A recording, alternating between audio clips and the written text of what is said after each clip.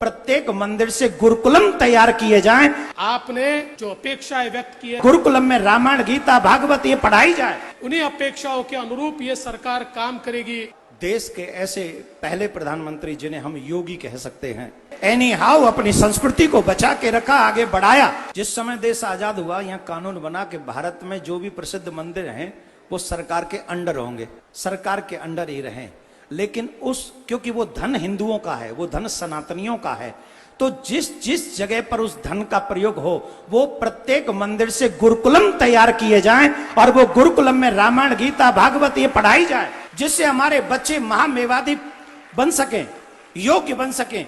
मुझे लगता है ध्रुव, प्रहलाद और मीरा का प्राकट्य पुनः इस देश में होना प्रारंभ हो जाएगा। यहाँ भागवत कथा चल रही है और देवकीनंदन ठाकुर जी ने अभी अभी ये कहा कि संस्कारों की आवश्यकता है, और ये बात भी सही है कि जब जब संस्कार समाप्त होते हैं तो संस्कृति समाप्त होती है, जब जब संस्कृति समाप्त होती है तो सभ्यता समाप्त होती है।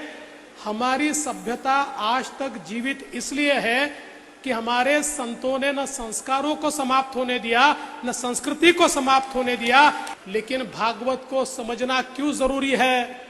अभी अभी देवकीनंदन ठाकुर जी ने कहा, यदा यदा ही धर्मस्य ग्लानिर्भवति भारत अभ्युत्थानम अधर्मस्य तदात्मानं सृजाम्यहम् परित्राणाय साधूनां विनाशाय च दुष्कृतां धर्म संस्थापनार्थाय संभवामि युगे युगे।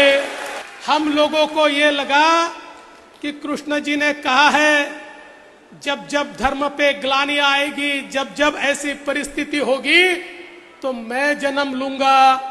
तो हमको क्या लेना देना है? कृष्ण जी आएंगे, वो आविष्कार लेंगे और वो धर्म को बचाएंगे? नहीं।